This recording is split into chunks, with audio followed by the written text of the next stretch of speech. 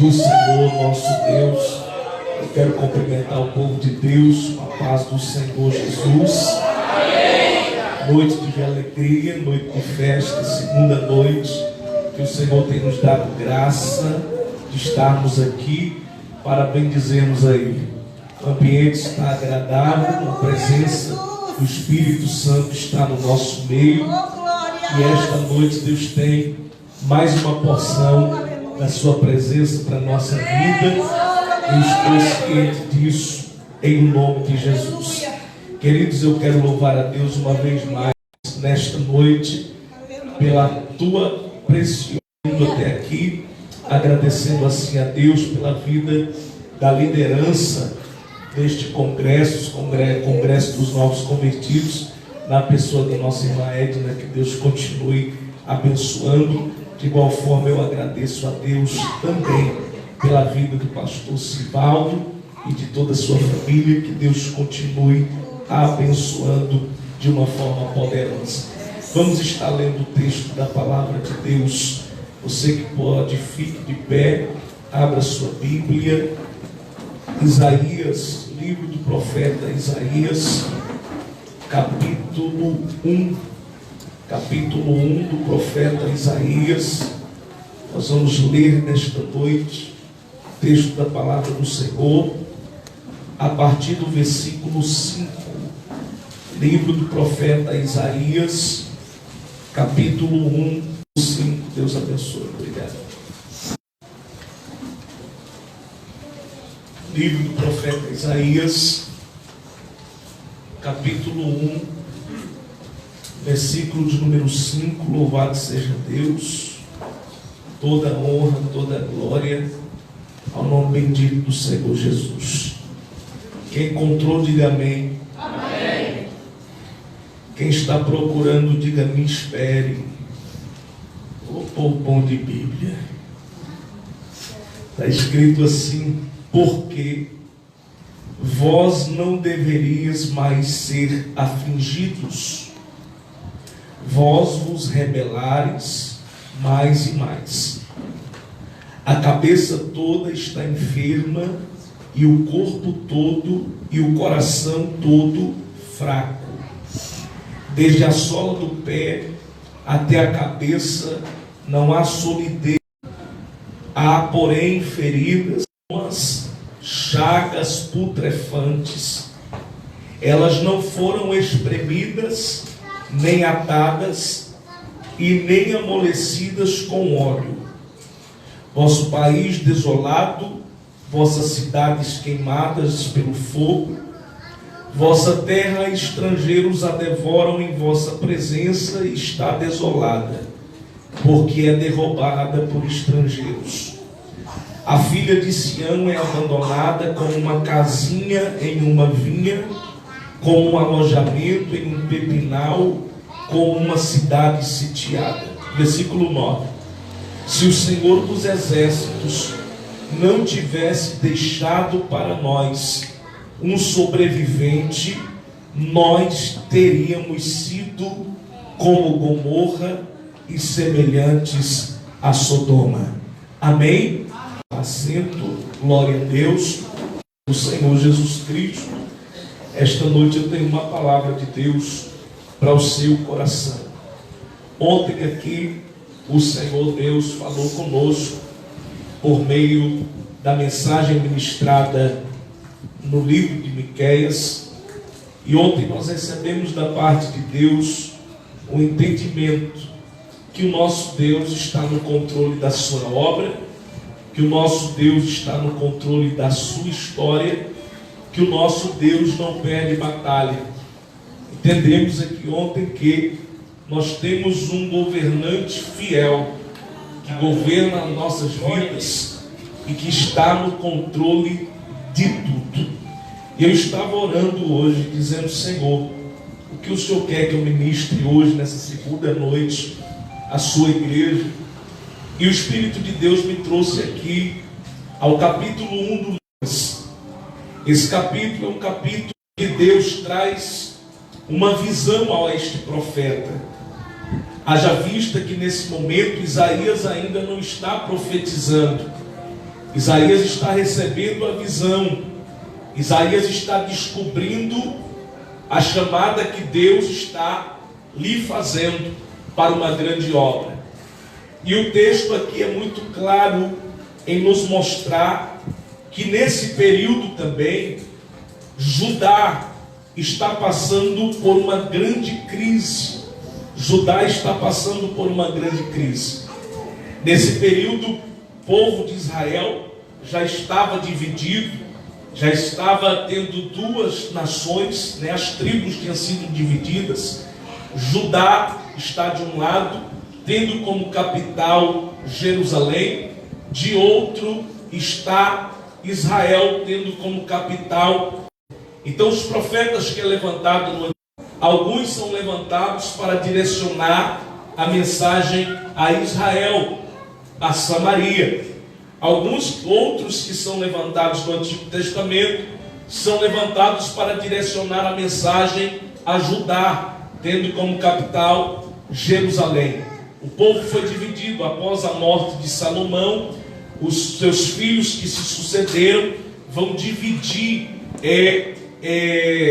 o trono, vão dividir Israel. Então o reino está dividido, mas é um povo só, é a nação eleita de Deus, é o povo eleito do Senhor. Então nesse momento aqui, a mensagem era para Judá, e Judá estava em um momento de crise também, muito parecido com a introdução da mensagem de ontem. Era uma crise que tinha afetado todos os setores, tanto o setor religioso, como a parte da sociedade, todas afetadas por essa crise. Essa crise não era uma crise financeira, mas era uma das piores. Era uma crise moral, uma crise de identidade. A questão da crise de identidade, ela é muito pior do que uma crise financeira. Ela é muito pior do que uma crise econômica. Porque uma crise econômica, uma crise financeira, ela vai trazer muitos prejuízos financeiros, econômicos, vai gerar pobreza, vai gerar fome, mas isso não vai mexer no caráter das pessoas. O caráter permanece ali, a identidade permanece ali. Nós vamos ver, por exemplo, em tempos em que Israel passou por períodos de fome, por períodos de escassez, sempre Deus preservou ali remanescentes que, embora estivesse passando por crises econômicas, por grandes fomes, mantinham a sua identidade. Quem nunca leu a história de Eliseu, quando Eliseu retorna para Gilgal, a Bíblia diz que estava tendo fome em Gilgal, fome em Israel, uma crise econômica. E quando Eliseu chega no rancho dos profetas, os profetas estão com fome porque a crise chegou também no rancho dos profetas. Mas a Bíblia diz que quando Eliseu chega lá, a crise era financeira, a crise era de alimento, a crise era por causa da economia, mas espiritualmente eles não estavam em crise. Eliseu chega no lugar em que estão com fome e diz: prepara uma panela grande, porque nós vamos fazer comida para todo mundo. Ou seja, economicamente as coisas estão difíceis, mas espiritualmente Eliseu está mantendo a sua postura. O caráter não foi mexido, a espiritualidade não foi mexida. Nesse momento no livro está acontecendo o oposto. Boa, o dinheiro está correndo no país. Judá não está tendo pessoas passando fome carnalmente falando, mas espiritualmente o povo estava sedento de Deus. Espiritualmente o povo estava com fome de Deus. Espiritualmente eles haviam perdido as suas identidades espirituais. Eles já não sabiam a quem estavam servindo. Eles não sabiam mais, não se lembravam mais quem era o Deus de seus pais. Eles haviam esquecido quem era o Deus que tirou Israel do Egito. Eles haviam esquecido quem era o Deus que sustentou seu povo 40 anos no deserto. Eles haviam esquecido da grandeza do Altíssimo, da grandeza de Jeová. Eles não tinham mais identidade espiritual. Judá estava como as demais nações, da mesma forma que os filisteus, os heveus, os gigazeus, os jebuseus, vários deuses. porque não tinham identidade, porque assim, quem não tem identidade, ele não tem raiz. Quem não tem identidade, ele não tem postura. Quem não tem identidade, não tem firmeza. Então Judá agora está prostrando diante de qualquer altar, está prostrando diante de qualquer Deus. Está igual o eclético. O que é o eclético? Onde tem Deus eu estou. Se tem Deus na macumba eu estou. Se tem Deus no catolicismo eu estou. Se tem Deus no espiritismo eu estou. Se tem Deus no meio dos crentes eu estou. Se tem Deus ali eu estou. Aonde tem Deus eu estou. Não tem identidade. Ele não é nem do lado de lá, nem do lado de cá. E essa noite o Espírito de Deus está falando comigo e com esta igreja, dizendo: é momento de nós nos identificarmos como uma igreja que já foi lavada, que já foi remida no sangue do Cordeiro. É momento de preservarmos a identidade que Deus nos deu, porque a identidade vai muito além das crises econômicas. A crise de identidade da vida, porque quando nós somos tomados por uma crise de identidade, nós esquecemos quem somos e esquecemos a quem servimos. E quando o cristão esquece quem ele é e a quem serve, ele fica à mercê do inimigo de nossas almas. Aleluia! Os nossos dias têm sido dias parecidos, dias que muita gente já perdeu a intimidade, já perdeu a identidade, já não sabe quem é e já não sabe a quem serve. Mas essa noite o Espírito de Deus me trouxe aqui para dizer a esta igreja que esta igreja, aleluia, tem identidade. O Espírito de Deus está dizendo a alguém hoje: você tem identidade. Você não é qualquer um. Você não é filho de qualquer um. Você não serve a qualquer um. Você não se prostra diante de qualquer. Nós te prostramos de Deus, e esse Deus enviou seu Filho, e por meio do seu Filho nos deu o direito de ser filho. João capítulo 1 versículo 10: ele veio para o que era seu, mas os seus não o receberam, mas todos quantos o recebeu, deu o poder de ser feito filho, filho, filho, filho de Deus. E filho tem liberdade. É por isso que tem um crente aí que já deu glória. É por isso que tem um crente essa noite que já falou em outras línguas, que já sentiu graça de Deus neste lugar. É porque filho tem liberdade. Filho sabe a quem está servindo. Filho sabe qual é a identidade dele. Aleluia. Filho sabe o sobrenome espiritual que tem. Aqui na terra pode chamar Joãozinho, Maria, mas no mundo espiritual é filho do Altíssimo, é filho do Poderoso, daquele que é, daquele que é. Esta noite tem crente com identidade aqui esta noite. Se tem, manifesta a identidade que tem. Joga essa mão para cima e adora a Ele, porque nós sabemos quem somos e sabemos a quem servimos. Oh glória, aleluia, está esquentando, aleluia. Então Judá perdeu a identidade. Judá não sabe mais quem é. Judá não sabe mais quem serve. E aqui Isaías recebe a visão. E na visão Deus brada para Isaías e diz: Isaías, eu tenho uma mensagem para Judá. Eu tenho uma mensagem para o meu povo. Eu quero relembrar esse povo quem eu sou. Eu quero relembrar esse povo quem eles são. Eu quero relembrar esse povo que eu não perdi o controle deles. Eu quero relembrar esse povo que eu sou Deus ainda em versículo 2. Isaías vai trazer a mensagem de Deus como se fosse o próprio Deus falando. Isaías não escreve dizendo assim: olha, Deus mandou dizer, não. Isaías se põe como porta-voz de Deus. É como se Deus dissesse assim: Isaías, eu quero que você seja o canal por onde a minha voz vai passar para chegar até esse povo. Eu quero que você seja um cano que vai levar, que vai conduzir as águas da minha voz para sarar essa terra seca, para curar essa terra ferida que é Judá. Isaías, eu quero que você fale como se fosse eu. Tu é meu porta-voz no meio desse povo. Aí Isaías começa o versículo versículo 2, dizendo assim: ouvi, ó céus, e ouvi, ó terra. Significa que Deus está dando um recado para os céus e para a terra. Começa dizendo: o boi conhece, o jumento conhece a manjedoura que nasceu, mas o meu povo não me conhece mais. O meu povo não tem mais conhecimento de mim. O jumento sabe quem foi o seu dono, o boi conhece quem é o seu dono, mas o meu povo esqueceu quem é que cuida deles. O meu povo perdeu o conhecimento de mim. Deus começa a trazer um desabafo: pastor, isso é heresia.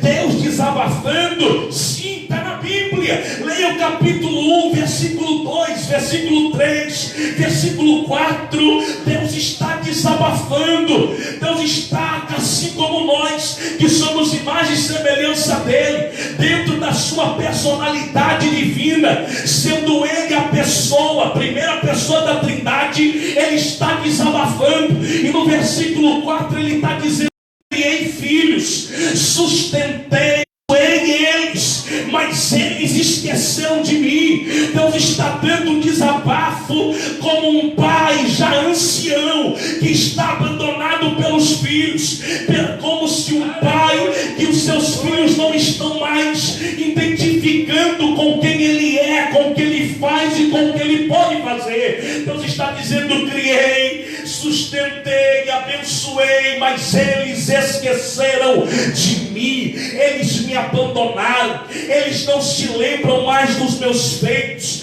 não se lembram mais das minhas obras em Israel, não se lembram mais das minhas obras em Judá. Aí ele diz: a nação pecadora, povo que ficou carregado de iniquidade, se tornou uma semente de malfeitores, se tornou um povo que está inclinado para as coisas do mal.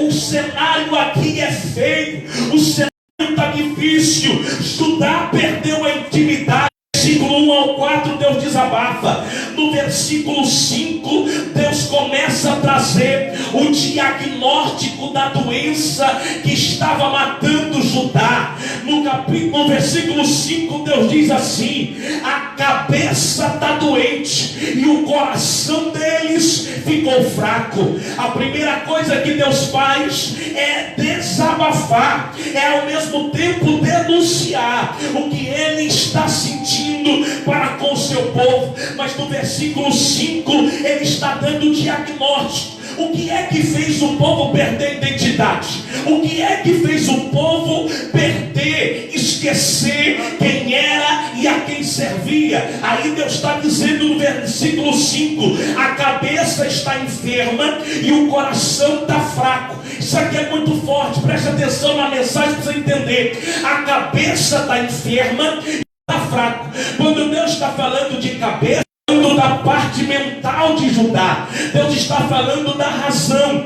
Quando Deus está falando do coração, Deus está falando da emoção. Existem dois extremos da nossa personalidade, que é razão e emoção. Todas as nossas escolhas, todas as nossas funções, tudo aquilo que a gente vai determinar na nossa vida, nós fazemos a partir da emoção e da nossa razão. Por exemplo, quem é casado aqui vai saber do que eu estou falando. O dia que você conheceu sua linda esposa ou seu lindo esposo, duas coisas se atenaram aí. A primeira foi a emoção, é o que hoje os jovens dizem, a química.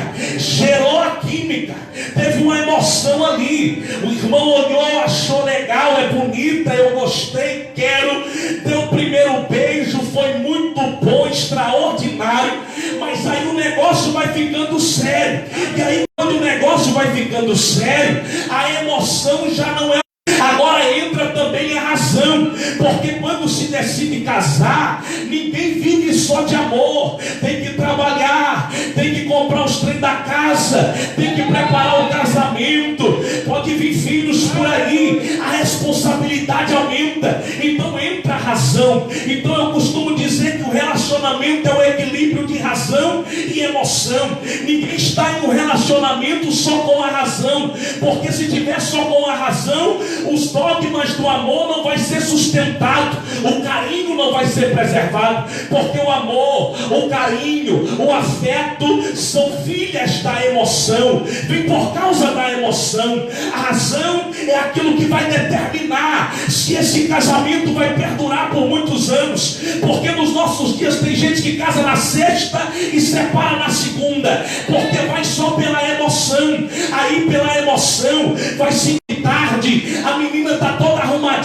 produzida e cheirosa, o irmão está com o cabelo todo ajeitado, sapato bonito, produzido e cheiroso. Aí casa na sexta-feira, acabou o namoro, agora é casado. Quando acorda no domingo, que o cabelo da irmã está desse tamanho, que a boca do menino está murchando qualquer flor, aí é a hora que a razão atenda. E aí quem se juntou só por causa da emoção, na segunda-feira vai divorciar, porque emoção e razão tem que estar juntas.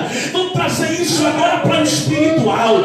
Na igreja nós estamos tendo dificuldade nos nossos dias, porque estamos vivendo um tempo de muitos crentes doentes, de muita gente doente, e a doença espiritual é a doença que afeta a razão e a emoção. Porque que tem muita gente que depois do congresso desaparece da igreja, justamente porque ele está doente da razão, ele está doente da cabeça, o dentro da enferma e o coração fraco, porque existem coisas que acontecem aqui na reunião, existem problemas que vão surgir, até porque a igreja não é um lugar dos perfeitos, a igreja é a reunião dos imperfeitos, a igreja não é lugar só de gente santo, a Bíblia chama a gente de santo, mas nós temos nossas dificuldades, nós temos nossas diferenças, nós temos nossos pecados. Tem hora que a gente pisa no calo do irmão e aí os ânimos se esquentam, os ânimos se afloram. Tem hora que gente do nosso lado, nosso irmão, fala coisa que dói o coração, e aí tem crente que está com a emoção doente, está com a razão doente. Aí ele diz assim: não vou mais na igreja, não vou mais servir a Deus, não vou mais para o congresso, não vou mais ser obreiro, vou entregar meu cargo na segunda-feira. Eu tenho cura para hoje, eu tenho cura para a emoção de gente aqui hoje, porque tem crente emocionado, tudo dele é na emoção, tudo dele é na emoção. E eu quero dizer para você, no mundo espiritual, emoção e razão estão juntas. A gente se emociona no culto, sim, a gente pula, dá glória, tem um que cai no chão, tem outro que fala outras línguas, tem outro que chora. A emoção está envolvida ali, mas a razão também está lá. Nós estamos conscientes do que estamos fazendo, somos conscientes da glória de Deus na nossa vida. E por que a razão tem que estar curada? Porque amanhã, na segunda-feira, lá no seu trabalho, você não vai estar pulando de um pé só. Essa glória do culto, essa presença que envolve a gente, talvez amanhã você não vai ter. Tu vai ter um embate cara a cara com o inimigo, te desafia. Essa hora que a tua razão tem que estar equilibrada. Crente, eu não posso dar na cara desse tal porque eu sou crente, eu tenho que suportar. É nessa hora que a razão, que a emoção vai dizer assim: fala, grita, briga, expõe aí, não aceita não. O seu lado sanguíneo vai querer fazer você pular no pescoço de um, mas você não vai fazer. Por quê? Porque tua razão está curada. Tu sabe que é crente lavado, remido no sangue de Jesus. Tu sabe que tu tem que dar testemunho. Tu sabe que tu é liberto. Aleluia. Nesta noite Deus está dizendo: eu tenho cura para suas emoções, eu tenho cura para sua razão. Deus está levantando nessa cidade, Deus está levantando nessa igreja uma geração de crente curado, de crente com a emoção curada, de crente com a razão curada.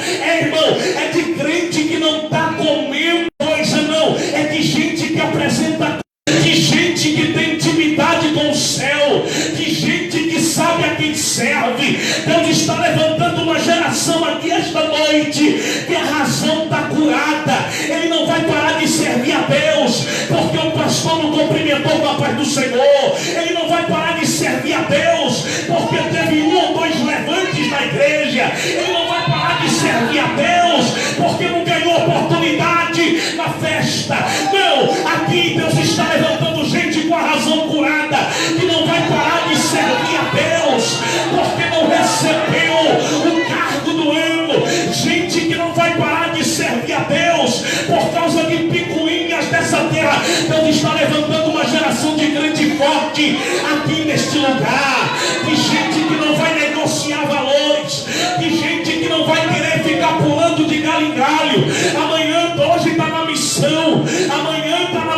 depois está na Batista, depois está... daqui a pouco está no judaísmo, aí daqui a pouco se perde, já não sabe quem é, já não tem identidade, já não sabe a quem serve. Não, essa geração que Deus está levantando no congresso dos novos convertidos, oh glória, é uma geração que tem identidade, é uma geração que a razão está curada, ele é emocional, ele sente presença, ele sente graça, mas quando o diabo quer arrancar ele tem raiz, ele tem razão, ele compreende o céu pelo lado de dentro, e ele sabe que batalha espiritual é assim. O diabo quer semear contenda para nos espalhar, porque espalhado é mais forte, é mais fácil de nos derrotar. Mas quem está com a razão curada sabe que precisa ficar junto. O rebanho tem que estar junto, o rebanho tem que estar juntinho.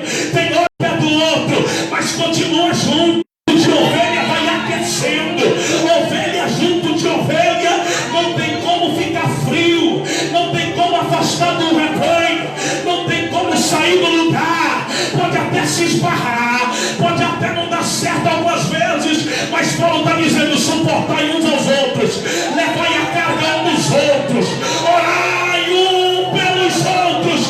É assim que o céu quer, é assim que o céu quer. Receba a cura de Deus para a tua emoção nesta noite. Deus está brindando o teu emocional. Talvez você vai ouvir coisas que não vai gostar na tua caminhada, mas isso não vai ser suficiente para parar a chamada que Deus te entregou.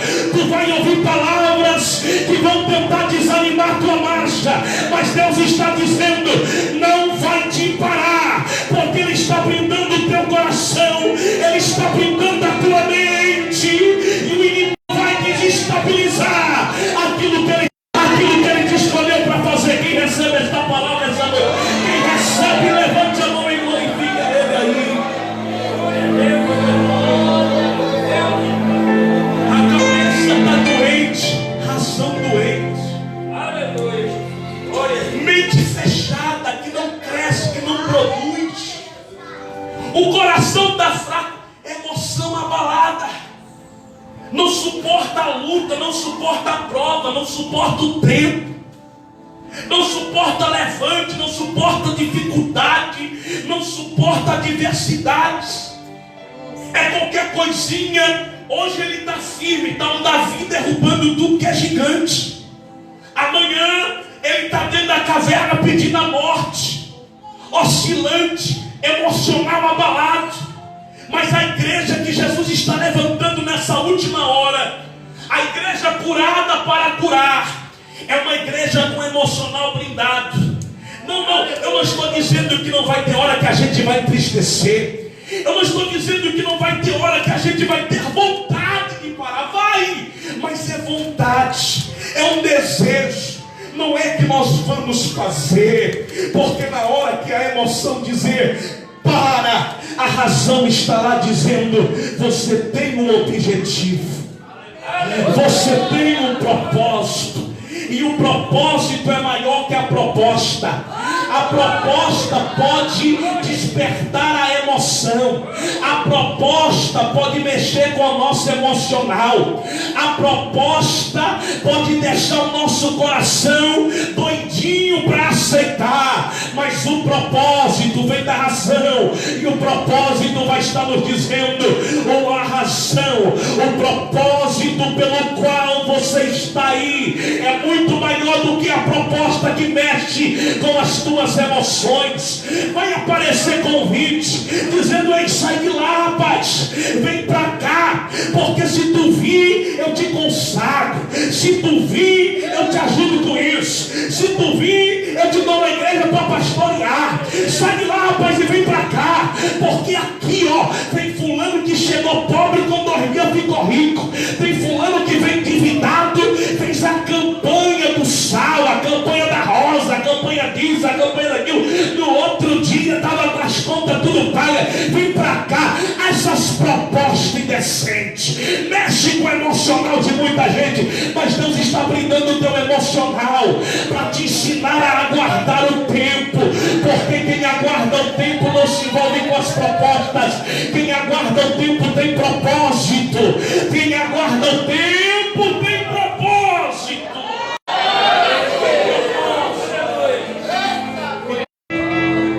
Está com a emoção e a razão doente. Então Deus, no versículo 5, está dizendo: o diagnóstico é esse: problema da razão e problema da emoção.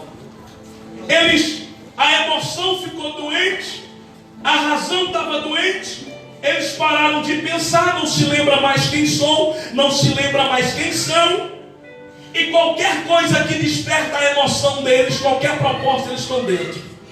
Deus está dizendo: esse é o problema, essa é a questão. Aí depois que Deus fala isso, Deus expõe todas as crises que a razão doente e a emoção doente trouxe para eles. Porque quem está com a emoção abalada, quem está com a razão afetada, que não pensa mais biblicamente, que não pensa mais debaixo do propósito, ele vai acarretando na vida dele mal, vai acarretando dificuldades, problemas. Deus expõe todos os problemas, e Deus traz também para eles, dizendo: tem uma solução. No texto está: tem uma solução. Se vocês voltarem para mim, se vocês quiserem uma mudança, pode acontecer uma cura aí. Mas aí eu chego no texto, no versículo a qual eu queria muito chegar essa noite, que é o versículo de número 9. Porque do versículo 2 ao versículo 8 é Isaías falando como se fosse Deus. Deus desabafando, Deus diagnosticando o problema, Deus oferecendo solução. Mas quando chega o versículo de número 9, Isaías dá um testemunho para Deus. Isaías dá um testemunho para o mundo. Isaías diz assim: ainda bem. Isaías já tinha ouvido de Deus dizendo a situação que Judá estava. Mas Isaías diz assim: ainda bem que o Senhor preservou, aleluia, entre nós um sobrevivente muito pequeno. Em outra versão, sobrevivente é o mesmo que remanescente. Isaías está dizendo: ainda bem que o Senhor preservou entre nós um remanescente muito pequeno. Remanescente é aquele que resta, é aquele que sobrou de uma multidão que se rebelou, de uma multidão que perdeu a identidade. Lá no meio dela tem um grupo, lá no meio dela tem algumas pessoas que Deus está usando Isaías para chamar de sobreviventes. E aí Deus diz assim: olha, sobreviveram, foram preservados. Eu vi o irmão lendo o texto aqui dizendo que Deus sempre preservou. Isaías diz assim: se não fosse por causa desses sobreviventes, nós já nos teríamos tornado como Sodoma e Gomorra. Isaías está dizendo: não está tudo perdido, ainda tem uma solução. Porque no meio da Judá que perdeu a identidade, Deus ainda preserva os sobreviventes. No meio da Judá que perdeu a intimidade, Deus ainda preserva alguns remanescentes. Sodoma e Gomorra ainda não tomou conta. Sodoma e Gomorra é o símbolo máximo do pecado, da prostituição, das obras do mal. Isaías está dizendo: dizendo: não somos ainda Sodoma e Gomorra, porque tem um grupo que é muito pequeno. Esse grupo não negociou valores, não deixou de pregar a palavra verdadeira. Esse grupo não parou de dar glória em tempo e fora de tempo. Esse grupo não negociou dons. Esse grupo ainda tem graça. Esse grupo ainda tem poder. Esse grupo ainda sabe quem são. Esse grupo ainda sabe quem serve. Esse grupo ainda tem poder de Deus na vida. Esse grupo ainda tem intimidade. Isaías está dizendo: não somos ainda Sodoma e Gomorra, porque tem um grupo de sobreviventes que ainda ora de madrugada, que ainda jejuma, que ainda lê Bíblia. Tem um grupo que ainda prega para quem precisa. Tem um grupo que ainda ora para Jesus curar. Tem um grupo que ainda crê em batismo com o Espírito Santo. Tem um grupo que ainda prega contra o pecado. Tem um grupo que ainda mantém a sua identidade diante da noite. Deus está dizendo: sabe o que está segurando o mundo que vivemos nos nossos dias? Sabe o que tem segurado a história?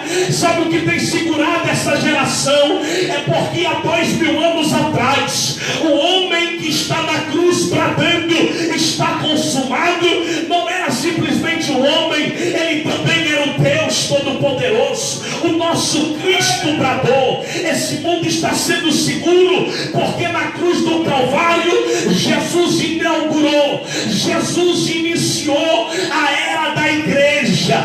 Esse mundo está sendo segurado porque em Atos capítulo 2 o Espírito Santo desceu, marcando a inauguração da igreja. Esse mundo está sendo preservado porque ainda tem um povo manso, humilde, de boas obras, que ainda veio para orar pelas autoridades. Povo que dobra os joelhos e fala do nome de Jesus nessa terra.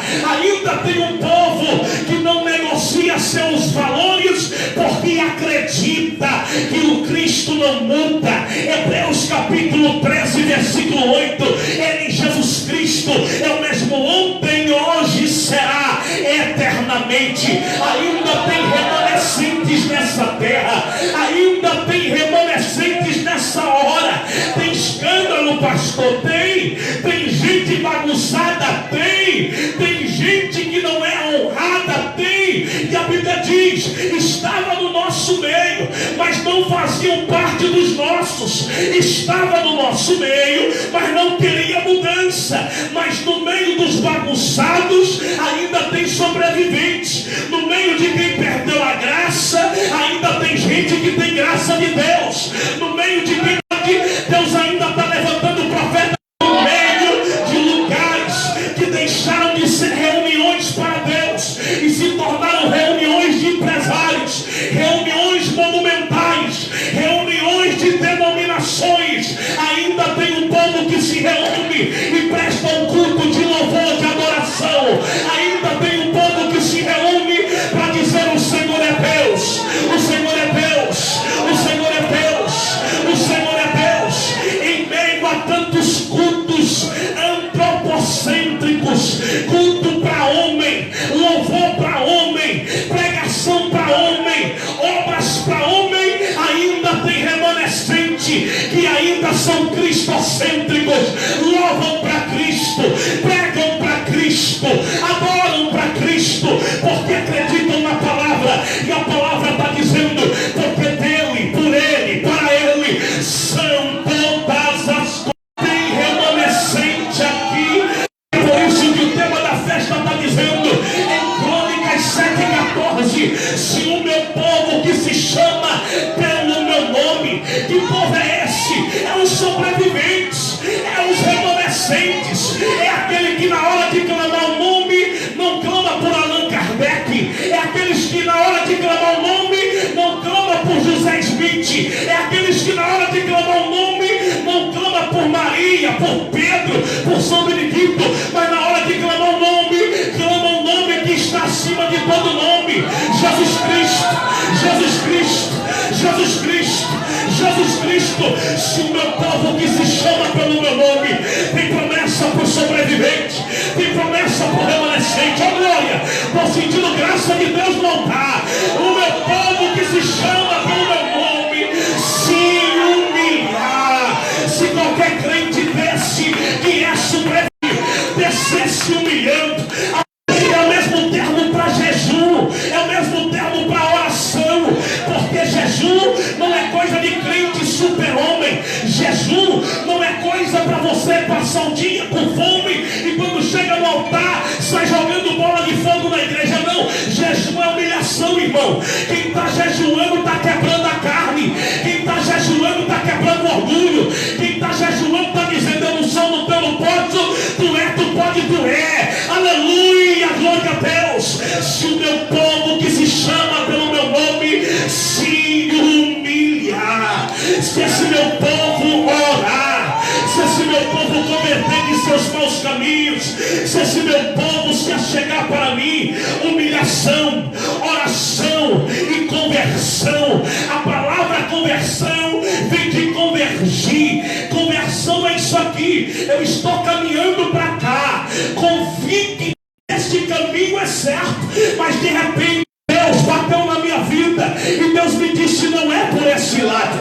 Esse lado conduz ao abismo, esse lado é da perdição, esse lado é dos valores invertidos, esse lado não é o lado que eu quero. Então essa hora eu tenho uma decisão: continuar caminhando para o lado que Deus disse não, ou então fazer isso aqui. Aí quando eu começo a caminhar para o lado que Deus mandou, isso é conversão. Deus está dizendo: se o sobrevivente que se humilha, o sobrevivente que ora, o sobrevivente que vai na contramão, porque quem converte está na contramão. O mundo todo está indo aqui, o mundo todo está dizendo: é normal, é legal, Jesus é o cara. O mundo todo está dizendo assim: vamos inovar as coisas, porque a coisa evoluiu, a tecnologia evoluiu, vamos para o lado de cá. Mas quem converteu de verdade, ele está indo na contramão do. Pode ter evoluído, pode estar na era da pós-modernidade, pode estar na era do avanço tecnológico, mas sobrevivente ainda tem contato com o céu. É na moda antiga, é joelho, é oração, é presença de Deus, é leitura da palavra. Oh, glória, eu estou feliz que eu estou pregando para sobrevivente aqui. O remanescente sabe que ainda é a moda antiga, que a vitória vai para a oração, que é que Deus ouve, se humilha, busca, desça, porque lá tem graça de Deus para a tua vida. Está fraco? Não fica buscando mensagem de autoajuda na internet. Tem hora que a gente precisa sim, mas tem gente que é todo dia, só quer ouvir autoajuda. Tem hora que Deus está precisando dar um tratamento de choque na gente. Tem hora que Deus está falando com Jó, no capítulo 38, Jó passou 37 capítulos do livro sofrendo, sendo acusado, doente, perdeu filhos, perdeu bens. Aí eu estou esperando assim, ó, quando Deus falar com Jó, é para consolar, é para autoajudar. Aí vem Deus no capítulo 38 e a Bíblia fala do meio de um redemoinho. Em vez de brisa suave, está vindo redemoinho. Deus está dizendo: ô Jó, tu não precisa de autoajuda, tu precisa de tratamento de choque. Deus vem ao invés de dizer: ô meu filho, tu é tão forte, papai está gostando tanto de você, suportando a luta. Deus olha para ele e fala: rapaz, quem tu pensa que tu é? Está no capítulo 38. Aonde é que estava tu quando eu lancei as bases da terra? Não sei, Deus. Quem é que é você? Aonde estava tu quando eu medi os mares, quando eu estabeleci os limites e diz: tu vem até aqui e daqui tu não passa mais? 67 perguntas para Jó. Jó não conseguiu. E Jó era o conselheiro da terra de luz. Ele ficou pasmado. Aí ele vem no capítulo 42 e ele vem de jeito sobrevivente. Ele vem se humilhando, ele vem orando, ele vem convertendo. No 42 ele diz: bem sei que tudo podes, nenhum dos seus planos pode ser impedido. Quem é aquele que conhece o conselho? Quem é aquele que conhece a verdade? Eu falei do que não sabia, coisas grandes demais para mim, por isso eu me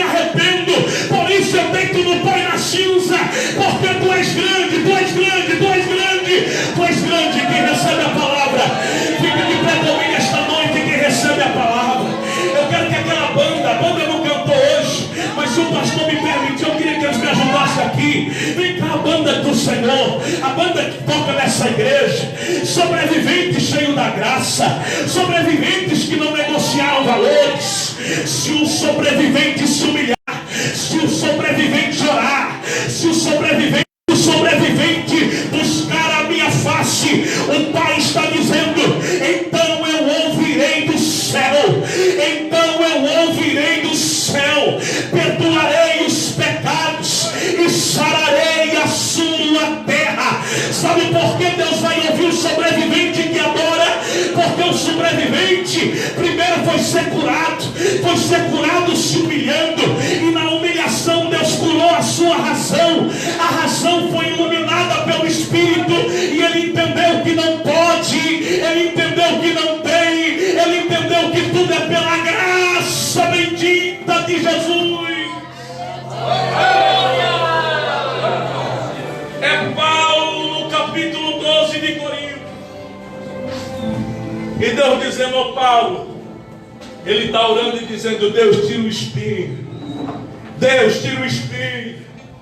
E Deus está dizendo: Paulo, minha graça te basta, aperfeiçoa na fraqueza. Minha graça te basta, Paulo, porque o meu poder se aperfeiçoa na fraqueza.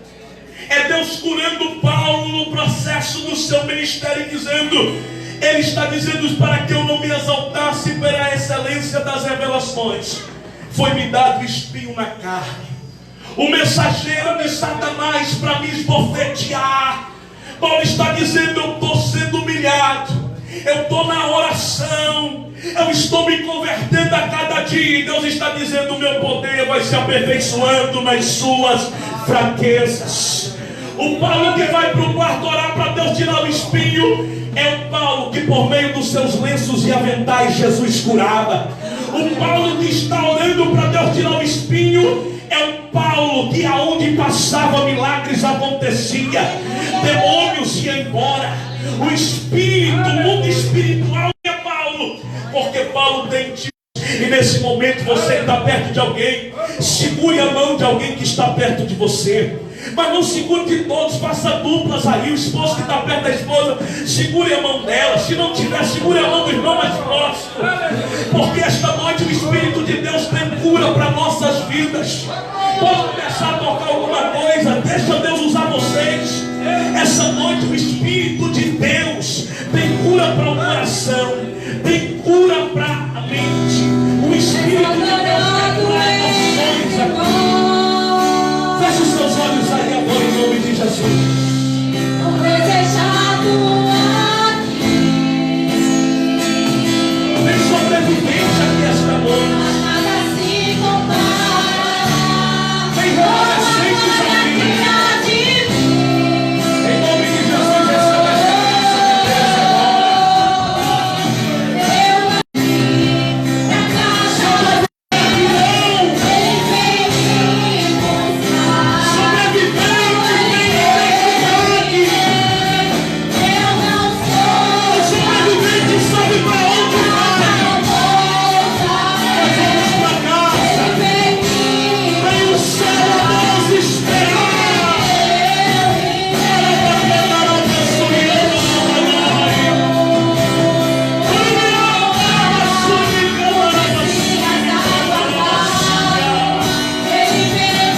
Vem sobrevivente na casa, vem. Se tem sobrevivente, sinta a presença de quem te fez sobreviver.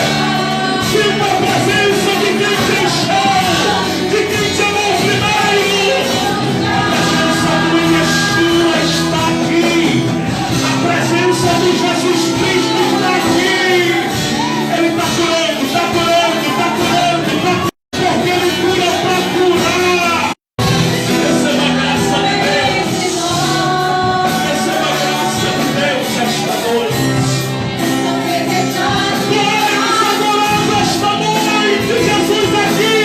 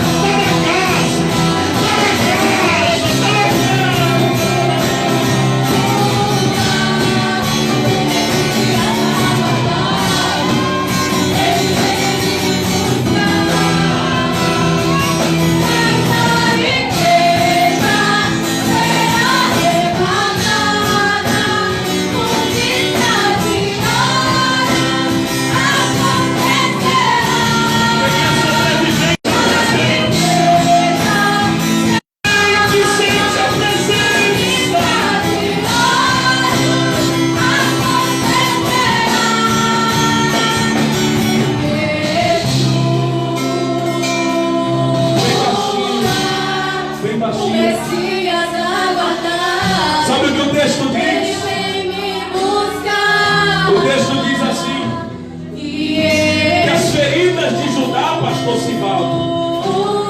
Eram feridas que não tinham sido espremidas, nem atadas e nem amolecidas com óleo. Porque o processo da cura começa assim. Se espreme a ferida, tem dor, é humilhação. Mas depois que a ferida é espremida, ela é atada, para que não pegue nenhuma bactéria, nenhuma sujeira. E aí, como no antigo tempo eles usavam azeite, porque servia para curar, eles embarcavam a atadura com azeite e deixavam alguns dias, porque o azeite ia curando aquela ferida. Sabe por que os sobreviventes estavam de pé? Porque os sobreviventes carregam consigo um kit. Isso é revelação e pega esta noite. O kit dos sobreviventes, o kit do remanescente é atadura e azeite. Atadura e azeite. Pastor, o que é atadura e azeite? Palavra. Atadura, palavra, que te limpa, que te restaura, que te defende, que te protege dos ataques externos. Azeite na Bíblia é símbolo do Espírito Santo. Os sobreviventes que aguardam o arrebatamento dentro da palavra. Sobrevivente que aguarda o arrebatamento, tem palavra e tem Espírito Santo. E essa noite Deus está derramando uma palavra sobre a tua vida, e o Espírito Santo está enchendo a tua vida, a tua casa. O Espírito Santo está renovando, curando.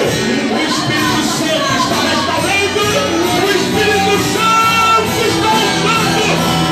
Espírito de Deus.